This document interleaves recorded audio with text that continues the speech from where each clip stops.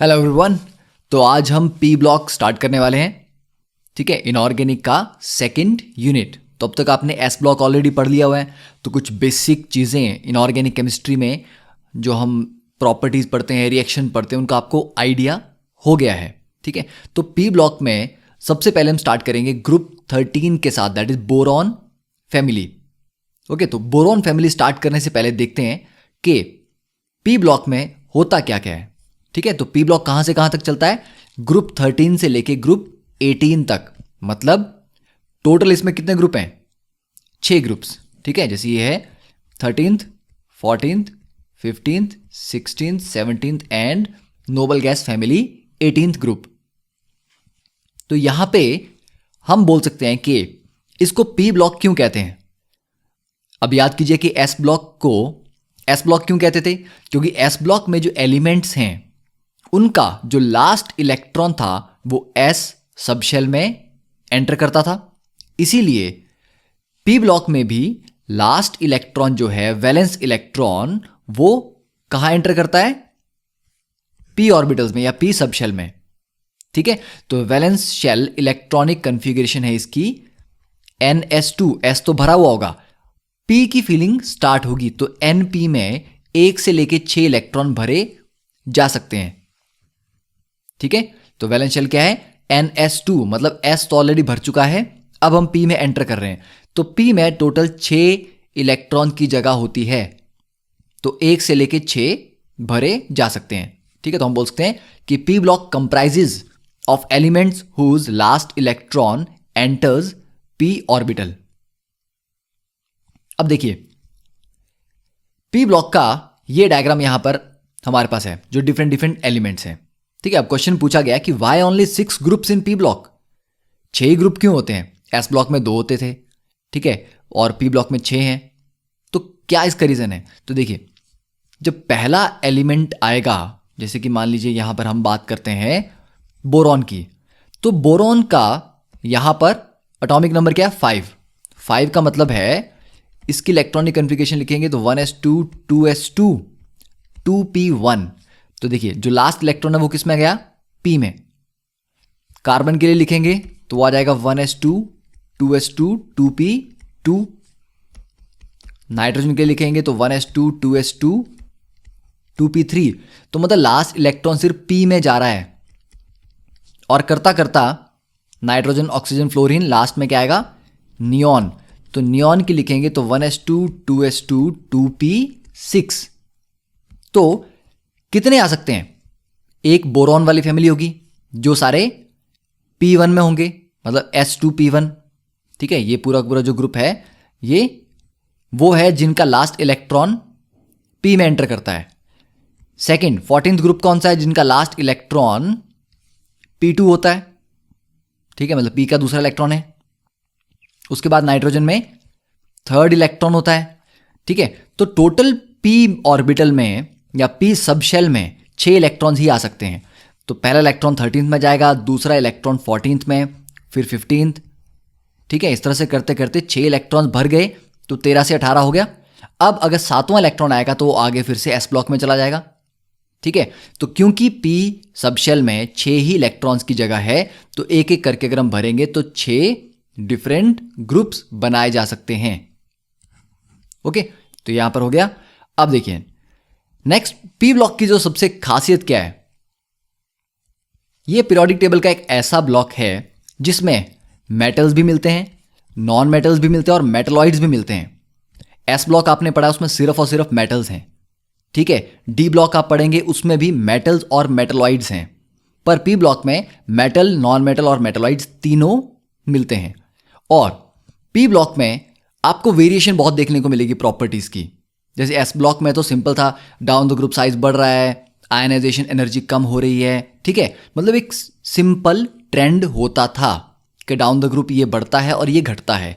Exceptions बहुत कम है। P block में एक्सेप्शन बहुत ज्यादा मिलेंगी। क्यों?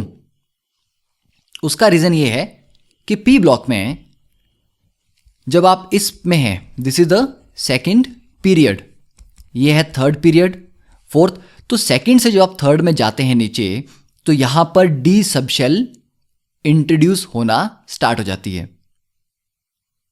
ठीक है, डी सबशेल आ जाएगी। अब जैसे ही D subshell, okay sorry not third में, हाँ फोर्थ में, ये थर्ड है ये फोर्थ है, तो फोर्थ में जब हम एंटर करते हैं तो हमारे पास डी सबशेल आ जाती हैं।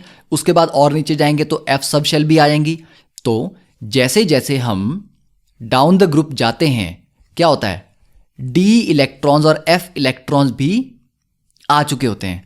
और डी और एफ इलेक्ट्रॉन्स बहुत पुअर शील्डिंग करते हैं, मतलब वो न्यूक्लियस के चार्ज को अच्छे से शील्ड नहीं कर पाते, रोक नहीं पाते। तो उनकी पुअर शील्डिंग की वजह से प्रॉपर्टीज में बहुत ज़्यादा वेरिएशन देखने को मिलती है कि कहीं आप एक्सपेक्ट करेंगे कि साइज बढ़ना चाहिए था, वो कम हो गया, या उतना नहीं बढ़ा जितना बढ़ना चाहिए था, या कहीं आपको लगेगा कि आयनाइजेशन एनर्जी तो कम होनी चाहिए थी। ठीक है, पर या तो वो बढ़ जाएगी या वो उतनी कम नहीं होगी। तो बहुत सारी वेरिएशंस पी ब्लॉक में आपको मिलेंगी। इसीलिए पी ब्लॉक बहुत ही ज़्यादा इंपॉर्टेंट है एग्जामिनेशन पॉइंट ऑफ व्यू से। ठीक है, चाहे आपके बोर्ड एग्जाम हो, जेई का एग्जाम हो या नीट का एग्जाम हो। ठीक है, क्योंकि बहुत सारी वेरिएशंस हैं और इन्हीं के ऊपर क्वेश्चंस बनाए जाते हैं। ठीक है, तो हम क्या बोल सकते हैं कि the variation in the properties of the P block elements is due to the influence of D and F electrons in the inner core of heavier elements. के हैवियर एलिमेंट्स के अंदर वाले पार्ट में, इनर कोर में D और F electrons के आने से प्रॉपर्टीज में वेरिएशन आ जाती हैं। अब नेक्स्ट इज कि मैक्सिमम ऑक्सीडेशन स्टेट होती कितनी है, एलिमेंट कितनी ज्यादा ऑक्सीडेशन स्टेट शो कर सकते हैं। देखिए दैट इज ग्रुप नंबर -10। मतलब अगर 13th ग्रुप की बात करें हम तो 13th ग्रुप की मैक्सिमम कितनी हो सकती है, 13 - 10 मतलब 3। 14th ग्रुप की बात करें तो कितनी हो जाएगी, 4। 15th ग्रुप की 5, 16th की 6, 17th की 7। तो मैक्सिमम ऑक्सीडेशन होगी ग्रुप नंबर -10। ठीक है, उसको ग्रुप ऑक्सीडेशन स्टेट भी बोलते हैं, ये ग्रुप ऑक्सीडेशन स्टेट। तो 13th ग्रुप की क्या होगी ग्रुप ऑक्सीडेशन स्टेट, 3। 14th की 4, 15th की 5, 16th की 6, 17th की 7 और 18th की 8। पर 18th वैसे इलेक्ट्रॉन लूज नहीं करता क्योंकि नोबल गैसेज हैं। आपको पता है इनके पास कंप्लीटली फिल्ड ऑर्बिटल्स होते हैं, shells are completely filled, octet पूरा है। अब देखिए 13th ग्रुप की जनरल इलेक्ट्रॉनिक कन्फिग्रेशन ns2np1। तो पहला इलेक्ट्रॉन गया, फिर दूसरा, तीसरा, तो इस तरह से 6 इलेक्ट्रॉन भर गए। ठीक है, हाँ सिर्फ हीलियम के लिए ns2np6 नहीं होता, 1s2 ही होता है। ठीक है, हीलियम में 2 इलेक्ट्रॉन होते हैं। तो first member boron, carbon, nitrogen, oxygen, fluorine, helium. ठीक है, ग्रुप की बात कर रहे हैं तो ग्रुप में 18 में हीलियम आएगा। अब ये तो होगी ग्रुप ऑक्सीडेशन स्टेट 3 4 5 6 7 8। अब अदर ऑक्सीडेशन स्टेट्स क्या क्या हैं, अदर +1 है। ठीक है, 14th वाला +2 शो करता है और -4 भी शो करता है। 5 वाला +3 -3, 6 वाला +4 +2 -2। अब इसमें जो सबसे इंटरेस्टिंग बात आपको लगेगी या लगनी चाहिए, जो +3 दिखा रहा है वो +2 नहीं दिखा रहा, वो +1 ही दिखा रहा है। मतलब जंप कितने का आ रहा है, 2 इलेक्ट्रॉन का डिफरेंस आ रहा है। +4 वाला +3 नहीं दिखाता, +2 पे आ रहा है। +5 से ये +3, 6 से ये 4, 7 से ये 5। मतलब एक इलेक्ट्रॉन के गैप पे ऑक्सीडेशन स्टेट नहीं आ रही है, एटलीस्ट कम से कम 2 इलेक्ट्रॉन का तो गैप आ ही रहा है। ठीक है, 6 के बाद 2 का गैप आ रहा है, फिर 4 के बाद फिर 2 का गैप आ रहा है, 2। तो हम ये बोल सकते हैं कि जो ऑक्सीडेशन स्टेट्स हैं उनमें गैप कितना आता है, एटलीस्ट 2 इलेक्ट्रॉन्स का। तो इसी को बोलते हैं inert pair effect. Inert pair effect क्या होता है, देखिए 13th का मतलब क्या है, यहां पे ये 2 s के भी निकल गए और एक p का भी निकल गया, तीनों निकल गए तो +3। हाँ, दूसरी ऑप्शन ये है कि सिर्फ एक p वाला ही इलेक्ट्रॉन निकलेगा, s वाले नहीं निकलेंगे। मतलब s वाले अगर निकलते हैं तो दोनों निकलते हैं, अदरवाइज एक भी नहीं निकलता। ठीक है, तो ये ध्यान में रखना है। वैसे 14th ग्रुप में या तो s और p दोनों मिला के चारों जाएंगे तो +4, या सिर्फ p के जाएंगे तो +2।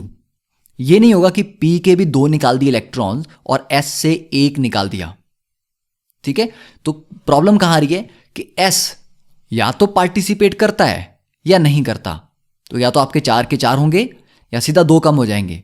वैसे ही 15th ग्रुप में या तो S और P मिला के टोटल 5 इलेक्ट्रॉन इन्वॉल्व होंगे या सिर्फ P वाले 3 ही होंगे।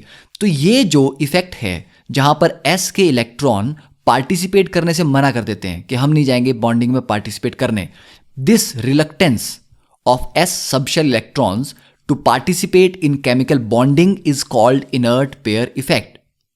और ये इफेक्ट डाउन द ग्रुप बढ़ता जाता है, मतलब ऊपर वाले जो एलिमेंट्स हैं, ठीक है, अगर ग्रुप 13 की बात करें तो 13th में ऊपर वाले एलिमेंट +3 शो करेंगे, पर डाउन द ग्रुप +1 शो करने की टेंडेंसी बढ़ती जाएगी। मतलब डाउन द ग्रुप जाओगे आप तो S इलेक्ट्रॉन मना कर देंगे पार्टिसिपेट करने से। This is called inert pair effect. तो डाउन द ग्रुप ये इफेक्ट बढ़ता जाता है, इसीलिए डाउन द ग्रुप छोटी ऑक्सीडेशन स्टेट ज्यादा स्टेबल होती है, बड़ी वाली नहीं होती, ठीक है। तो बोरॉन फैमिली में डाउन द ग्रुप जाएंगे तो +1 दिखाने की, +1 ऑक्सीडेशन स्टेट शो करने की टेंडेंसी बढ़ेगी। 14th ग्रुप में +2 ऑक्सीडेशन स्टेट शो करने की टेंडेंसी बढ़ेगी। 15th में +3 शो करने की टेंडेंसी बढ़ेगी। तो ये इफेक्ट डाउन द ग्रुप बढ़ता है इन 13th से लेके 16th ग्रुप तक, ठीक है। अब इसका रीजन क्या होता है उसको भी हम आगे पढ़ेंगे कि इनर्ट पेयर इफेक्ट यहां पर क्यों ये इलेक्ट्रॉन S के इलेक्ट्रॉन पार्टिसिपेट नहीं करते।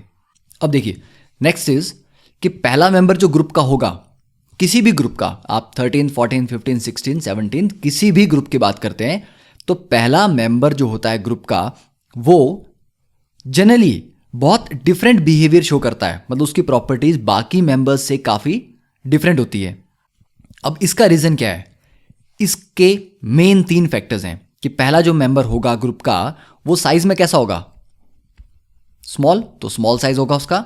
सेकंड, उसकी इलेक्ट्रोनेगेटिविटी कैसी होती है, हमेशा हाई होती है पहले मेंबर की, क्योंकि डाउन द ग्रुप इलेक्ट्रोनेगेटिविटी घटती है। और तीसरा, पहले मेंबर में डी ऑर्बिटल्स नहीं होते, तो एब्सेंस ऑफ डी ऑर्बिटल्स। तो ये 3 मेन फैक्टर्स हैं जिनकी वजह से first member of the group behaves differently, ठीक है, मतलब उसकी प्रॉपर्टीज में, उसके रिएक्शन में काफी ज्यादा डिफरेंस देखने को मिलता है। तो एक बहुत मेजर जो डिफरेंस है वो ये आपको ये मिलेगा कि फर्स्ट मेंबर जो है ईच ग्रुप का, उसके पास ज्यादा एबिलिटी होती है पी पाई मल्टीपल बॉन्ड बनाने में, ठीक है। जैसे अगर हम कार्बन की बात करें, कार्बन डबल बॉन्ड कार्बन बनाता है, कार्बन ट्रिपल बॉन्ड बनाता है, ठीक है, तो अपने एटम के साथ तो बना ही रहा है, पर नाइट्रोजन के साथ भी बनाता है, ऑक्सीजन के साथ डबल बॉन्ड बनाता है, ठीक है। तो ये अपने साथ तो मल्टीपल बॉन्ड बनाते ही हैं, पर सेकंड पीरियड के एलिमेंट्स के साथ, क्योंकि वो भी साइज में छोटे होते हैं, ठीक है, तो जब दोनों साइज में छोटे होंगे, मतलब बराबर बराबर साइज के होंगे, तो उनके बीच में बॉन्डिंग या ओवरलैपिंग अच्छी हो जाती है। पर आप सोचोगे कि एक एटम बहुत छोटा हो और एक बहुत बड़ा हो, उनके बीच में ओवरलैपिंग अच्छी नहीं हो पाती, ठीक है। तो मल्टीपल बॉन्डिंग किस में होगी, या तो दोनों सेम होंगे, जैसे कार्बन कार्बन है, ठीक है, फिर नाइट्रोजन नाइट्रोजन में भी होती है, ऑक्सीजन ऑक्सीजन में होती है, या दोनों के साइज में थोड़ा कम डिफरेंस हो, जैसे कार्बन नाइट्रोजन है, कार्बन ऑक्सीजन है, नाइट्रोजन ऑक्सीजन है, ठीक है। तो ये कौन दिखाते हैं मल्टीपल बॉन्डिंग शो करने की ज्यादा टेंडेंसी, फर्स्ट मेंबर, क्योंकि इसका साइज छोटा होता है, इलेक्ट्रोनेगेटिविटी हाई होती है और डी ऑर्बिटल नहीं होते, ठीक है। तो डाउन द ग्रुप आप जाएंगे तो क्या होगा, डाउन द ग्रुप जाएंगे तो मल्टीपल बॉन्ड बनाने की टेंडेंसी कम होती जाती है। ओके, मल्टीपल बॉन्ड क्या वो बिल्कुल नहीं बनाते? नहीं, बनाते हैं, पर वो पी पाई नहीं बनाते, ठीक है। अब देखिए, ये तो हमें पता है कि non metals and metalloids exist only in P block. अब अगर हम पाई बॉन्डिंग की बात करें तो pi bonding is not particularly strong for the heavier P block elements, कि down the group heavy elements के लिए पाई बॉन्डिंग उतनी अच्छी होती नहीं है, अगर वो कर भी लें तब भी बहुत अच्छी नहीं होती। अब आप बोलेंगे कि क्यों अच्छी नहीं होती? क्योंकि जितना एलिमेंट का साइज, एटम का साइज बड़ा होता जाएगा, उसके ऑर्बिटल्स बड़े होंगे। ऑर्बिटल जब बहुत बड़े हो जाते हैं साइज में, तो उनके बीच में ओवरलैपिंग बहुत डिफ्यूज होती है, क्योंकि बड़े ऑर्बिटल का मतलब क्या है, चार्ज बहुत फैला हुआ है, बहुत ज़्यादा फैला होगा तो अगर थोड़ी बहुत ओवरलैपिंग भी होगी तो उतनी शेयरिंग तो हो नहीं पाएगी। जब ऑर्बिटल छोटा है तो चार्ज छोटी जगह में है, मतलब ज़्यादा कंसंट्रेटेड है। कंसंट्रेटेड चार्ज जब ओवरलैप करता है तो बहुत अच्छा ओवरलैप होता है। तो बड़े होने की वजह से ऑर्बिटल्स की ओवरलैपिंग बहुत अच्छी हो नहीं पाती, ठीक है। इसीलिए अगर बॉन्ड बन भी जाए तो वो बहुत स्ट्रांग नहीं होता है। तो pi bonding is not particularly strong for the heavier P block elements. तो हैवियर एलिमेंट्स क्या करते हैं, डी पाई पी पाई या डी पाई बॉन्ड बना लेते हैं। मतलब देखिए ये हमारा पी ऑर्बिटल है और ये वाला डी है, तो पी डी के साथ भी ओवरलैप कर सकता है। इसको बोलते हैं पी पाई डी पाई ओवरलैप। ये भी पाई बॉन्ड बनता है। या दोनों ही डी के हो सकते हैं, जैसे यहां पे तो ये डी पाई है, पहला वाला भी डी है, दूसरा वाला भी डी है। अब यहां पर ओवरलैप करने वाले दो लोब्स हैं, मतलब पहले वाले के ये दो और दूसरे वाले के ये दो, तो दो लोब्स ओवरलैप कर रहे हैं। एक और तरीका है जब चारों लोब्स ओवरलैप करें, तो डी पाई में चार लोब्स की ओवरलैपिंग भी होती है। तो ये आपके सिर्फ एडिशनल नॉलेज के लिए मैं आपको बता रहा हूं कि जब भी बुक्स में लिखा रहेगा कि हैवियर एलिमेंट्स फॉर्म डी पाई पी पाई या डी पाई, तो आप सोचते हैं कि ये होता क्या है, तो आपको पता होना चाहिए कि ये किस तरह की बॉन्डिंग है। तो ये स्टेबिलिटी में पी पाई से हमेशा कम होते हैं, ठीक है। तो ये हो गया जनरल इंट्रोडक्शन के पी ब्लॉक में क्या क्या होता है, पहला मेंबर क्यों डिफरेंट होता है। अब स्टार्ट करते हैं हमारी डिस्कशन बोरॉन फैमिली के साथ।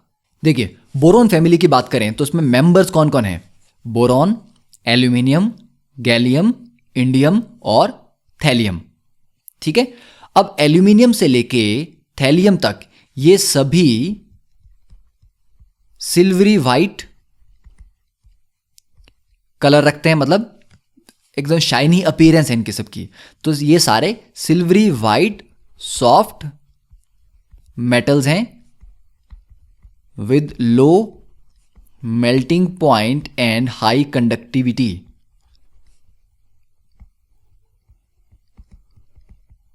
ठीक है, तो ये सभी सिल्वरी वाइट सॉफ्ट मेटल्स हैं जिनका मेल्टिंग पॉइंट कम है और कंडक्टिविटी मतलब ये इलेक्ट्रिसिटी अच्छा कंडक्ट करते हैं।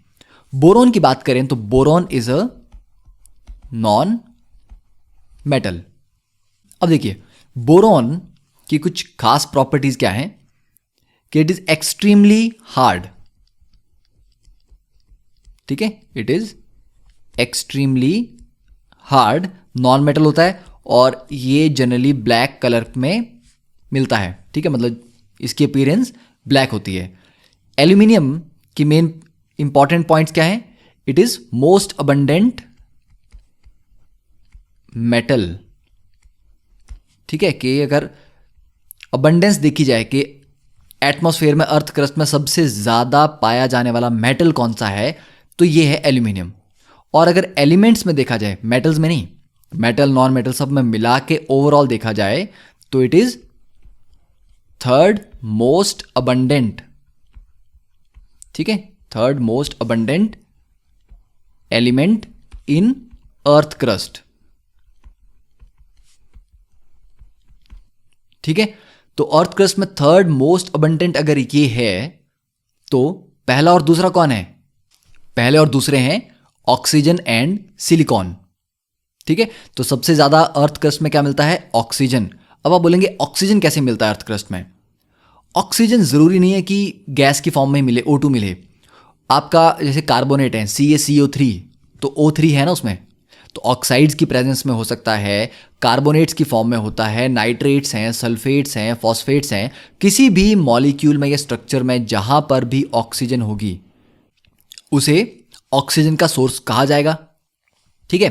अब बोरॉन नेचर में मिलता कैसे है, ये मिलता है H3BO3 में, मतलब ऑर्थोबोरिक एसिड, ठीक है, या मिलता है ये बोरेक्स की फॉर्म में Na2B4O7 डॉट 10H2O, या ये मिलता है कर्नाइट की फॉर्म में, that is Na2B4O7 dot 4H2O, ठीक है। तो ये इसके इंपॉर्टेंट आप बोलते हैं ओर्स हैं, ठीक है, या मिनरल्स हैं, ठीक है, जिनसे ये एक्सट्रैक्ट किया जा सकता है, एल्यूमिनियम किससे निकाला जाता है?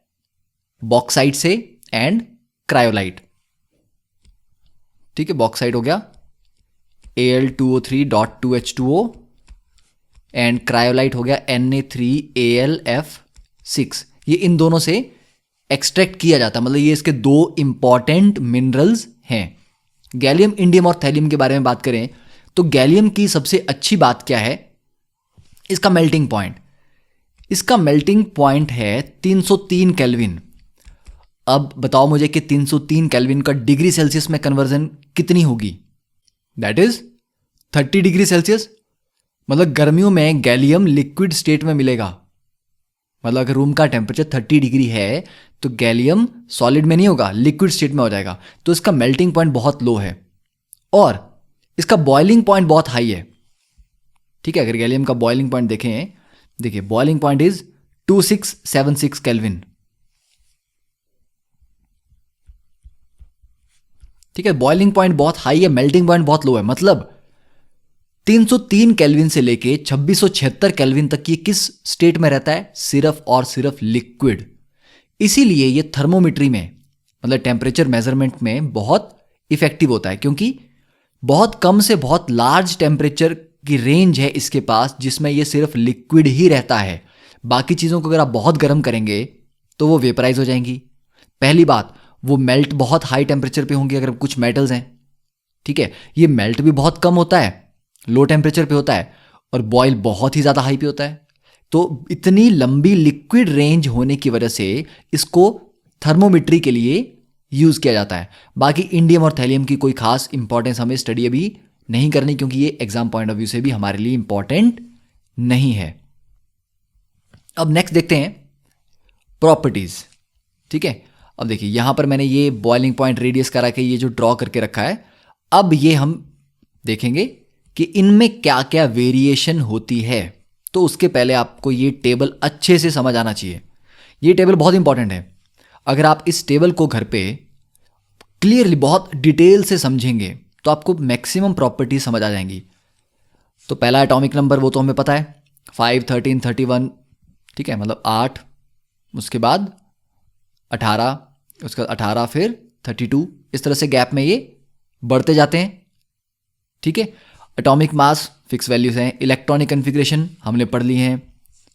अब देखिए रेडियस, ये इंपॉर्टेंट है, इसके ऊपर आपको क्वेश्चन आ सकता है और जनरली आता है। बोरॉन से गए एल्यूमिनियम में बढ़ा, क्यों बढ़ा? क्योंकि डाउन द ग्रुप एक नई शेल ऐड होती है। ठीक है ना, ये 2s था, 2s2p, ये 3s3p, तो थर्ड शेल ऐड हुई, तो नई शेल के ऐड होने से साइज बढ़ा। ठीक है, रेडियस भी बढ़ा। अब एल्यूमिनियम से गए गैलियम पे क्या होना चाहिए था? भाई फोर्थ शेल ऐड हो रही है तो साइज तो बढ़ना चाहिए था, पर ये क्या हो रहा है? उल्टा कम हो गया। अब मैंने कहा था आपको कि पी ब्लॉक में बहुत सारी वेरिएशंस हैं। क्यों कम हो गया? ये डी इलेक्ट्रॉन्स आ गए। डी इलेक्ट्रॉन्स करते क्या हैं? अब जब आप एल्यूमिनियम से गैलियम पे गए, एटॉमिक नंबर 13 से 31 हुआ, तो न्यूक्लियस में प्रोटॉन तो बढ़े ज्यादा। अब आप बोलेंगे प्रोटॉन तो बढ़े पर इलेक्ट्रॉन भी बढ़े, शेल भी नहीं ऐड हुई। पर हुआ क्या? प्रोटॉन बढ़े न्यूक्लियस में, पर जो नई शेल ऐड हुई उसमें डी भी आया और 4s भी आया। डी वाले उतनी अच्छी तरह से शील्ड नहीं कर पाए। ठीक है, मतलब आप ये बोलो कि ये न्यूक्लियस था, तो पुराने वालों का मान लीजिए न्यूक्लियस है, उसमें एल्यूमिनियम में 13 पॉजिटिव चार्ज है, मतलब 13 प्रोटॉन है। ठीक है, और ये शील्ड है, और एक और ये वाला मान लीजिए आउटर मोस्ट इलेक्ट्रॉन यहां पर रखा हुआ है। अब इस इलेक्ट्रॉन को कौन शील्ड कर रहा है? एल्यूमिनियम में आउटर मोस्ट जो पी वाला है, इसको शील्ड कर रहे हैं अंदर वाले एस और अंदर वाले पी। अच्छी शील्डिंग करते हैं। पर जब आप गैलियम में गए, यहां 31 प्रोटॉन आ गए न्यूक्लियस में। ठीक है, ये बीच में आ गया डी, और ये मान लीजिए आपका आउटर मोस्ट इलेक्ट्रॉन यहां पे है। अब हुआ क्या? ज्यादा पॉजिटिव चार्ज है तो आप बोलोगे कि सर गैप भी तो बढ़ गया, नई शेल भी तो ऐड हो गई। ठीक है, तो इतने दूर तक अट्रैक्ट करने वाली बात तो वही है कि आप कम वॉल्यूम पे गाने बजा के नजदीक खड़े हो जाओ, या हाई वॉल्यूम पे बजा दो और दूर चले जाओ, आवाज तो बराबर आएगी। तो यहां पर गाने की वॉल्यूम थी 13, आपको यहां पे अच्छा सुनाई दे रहा था, यहाँ वॉल्यूम कर दी 31, आप बहुत दूर चले गए। पर हुआ क्या, बीच में ये जो वॉल है डी वाली, डी ऑर्बिटल जो हैं ये बहुत अच्छे से शील्ड नहीं करते। ये ऐसे हैं कि कंक्रीट की दीवार की जगह मान लीजिए यहाँ प्लाई बोर्ड लगा दिया है, तो न्यूक्लियस की अट्रैक्शन ईजिली आगे निकल जाएगी क्योंकि ये डी उसको शील्ड नहीं कर पाएगा। तो मतलब आउटर मोस्ट इलेक्ट्रॉन को ज़्यादा स्ट्रांगली न्यूक्लियस अट्रैक्ट कर पा रहा है। तो अट्रैक्ट करेगा, क्या करेगा, अंदर खींच लेगा थोड़ा, ठीक है, थोड़ा अंदर खींच लेगा तो रेडियस कम हो जाएगा।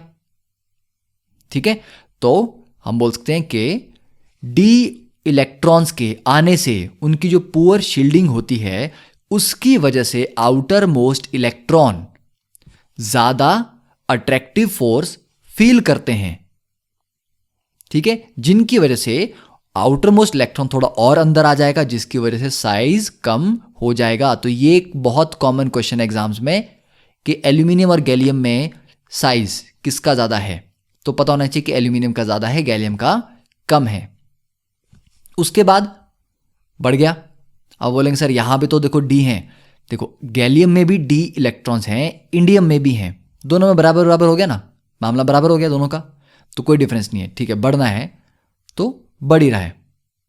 ओके, हाँ यहां पर डिफरेंस काफी बड़ा है, 135 से 167। अगले वाले में सिर्फ 3 पाइकोमीटर से बड़ा ही है। क्यों, अब एफ आगे, तो जैसे एक नई कैटेगरी आती है ज्यादा वेरिएशन आती है। जब एल्यूमिनियम में डी नहीं था, गैलियम में आया, देखो वेरिएशन आ गई। गैलियम और इंडियम में दोनों में डी है तो खास वेरिएशन नहीं है। थैलियम में सडनली एफ आ गए तो बहुत कम बढ़ा है ये। ठीक है, तो ये रीजन है कि एक्सपेक्टेड हम साइज में जो इंक्रीज सोचते हैं कि ज्यादा होना चाहिए इंक्रीज, उससे बहुत कम हुआ। तो this is because of poor shielding effect of D and F electrons.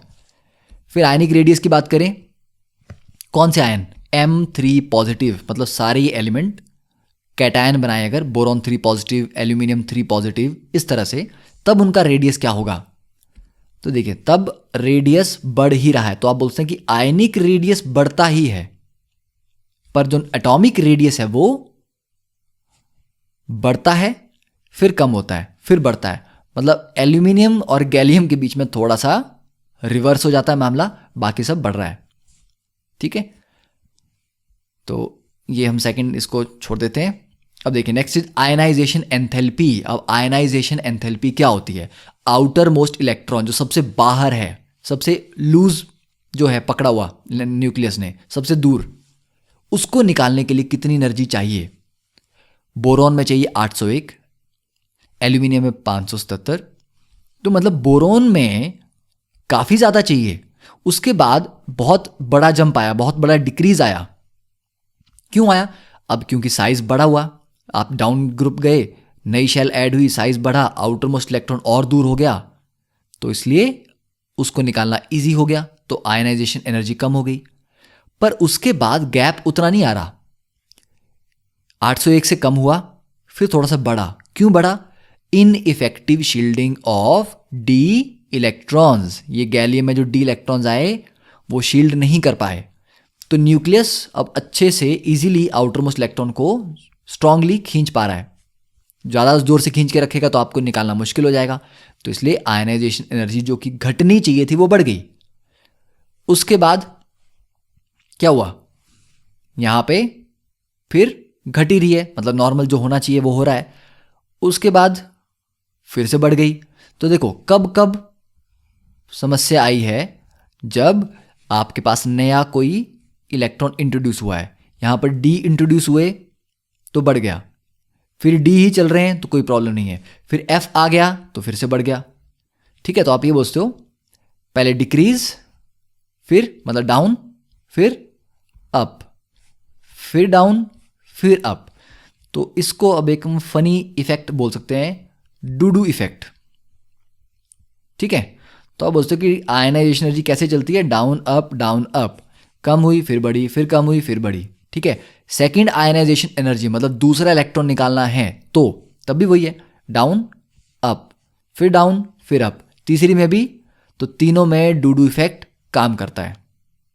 Electronegativity की बात करें तो पहला जो मेंबर है पहला एलिमेंट वो छोटा होता है साइज में, तो इलेक्ट्रोनेगेटिविटी हाई है 2, उसके बाद इलेक्ट्रोनेगेटिविटी कम हो गई, तो पहला जंप बहुत बड़ा है, उसके बाद 1.5 फिर बढ़ गई, तो 2.0 से इलेक्ट्रोनेगेटिविटी पहले कम हुई, फिर उसके बाद धीरे धीरे बढ़ रही है। ये भी क्यों बढ़ रही है? Because of poor shielding of D and F electrons. Density, हाँ डेंसिटी में आप बोलते कि नहीं, लगातार इंक्रीज ही आ रहा है, कोई खास वेरिएशन वैसी नहीं है, ठीक है, एक्सेप्शन कोई नहीं है। तो density down the group simply बढ़ती है।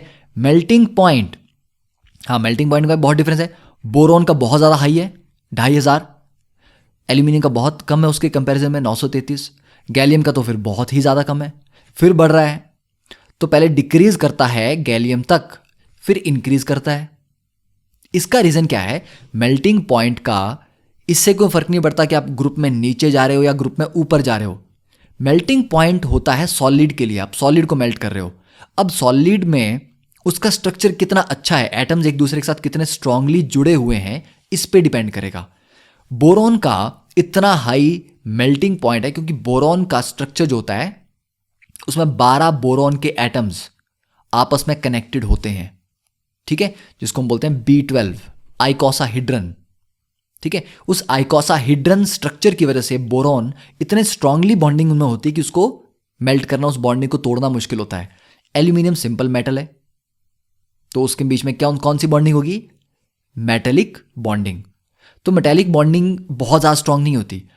गैलियम में बॉन्डिंग थोड़ी और भी डिफरेंट है, उसमें कुछ पेयर टाइप के स्ट्रक्चर होते हैं। गैलियम एटम पेयर में एग्जिस्ट करते हैं, तो बॉन्डिंग और भी वीक हो जाती है। फिर इंडियम थैलियम में डिफरेंट। तो आप बोलते हैं कि मेल्टिंग पॉइंट में जो डिफरेंस आ रहा है that is because each element is organised in a different way in the solid phase, ठीक है। तो सबके अरेंजमेंट अलग अलग हैं, इसलिए सबके मेल्टिंग पॉइंट भी अलग अलग हैं। अब बॉइलिंग पॉइंट का देखो 3923, फिर कम हुआ, फिर कम हुआ, फिर कम हुआ, कम हुआ, मतलब बॉइलिंग पॉइंट शराफत से डिक्रीज कर रहा है। क्यों? बॉइलिंग किसकी करेंगे? लिक्विड की। अब जब ये लिक्विड बन चुके हैं तो इनके सॉलिड के अपने जो स्ट्रक्चर थे वो टूट गए, अब सभी लिक्विड आ गए, सभी में एक जैसी फोर्सेस रहेंगी, ज्यादा डिफरेंस नहीं आएगा, तो ऑर्डर थोड़ा नॉर्मल हो जाता है, मतलब चुपचाप ये डिक्रीज ही कर रहा है। पर मेल्टिंग पॉइंट में किसी का स्ट्रक्चर कैसा है, किसी का कुछ और है, इसीलिए मेल्टिंग पॉइंट एक रेगुलर ऑर्डर फॉलो नहीं करते। और ये लास्ट की जो प्रॉपर्टी है इलेक्ट्रोड पोटेंशियल की, इनको हम जब ये टॉपिक आएगा तभी डिटेल में डिस्कस करेंगे, क्योंकि अभी आपको ये समझ नहीं आएंगे, ठीक है। तो अगर आपको ये प्रॉपर्टीज में अभी कोई डाउट है, आप स्टिल पॉज करके वापस जाके इसको फिर से सुन सकते हैं, तो क्योंकि ये टेबल अच्छे से समझना बहुत इंपॉर्टेंट है। आपके काफी फंडे इसमें क्लियर हो जाएंगे जो आगे आपको बहुत यूज करने हैं, ठीक है। That is done. तो नेक्स्ट विल स्टार्ट के फिजिकल प्रॉपर्टीज और इनकी ऑक्सीडेशन स्टेट्स की वेरिएशन कैसे होती है।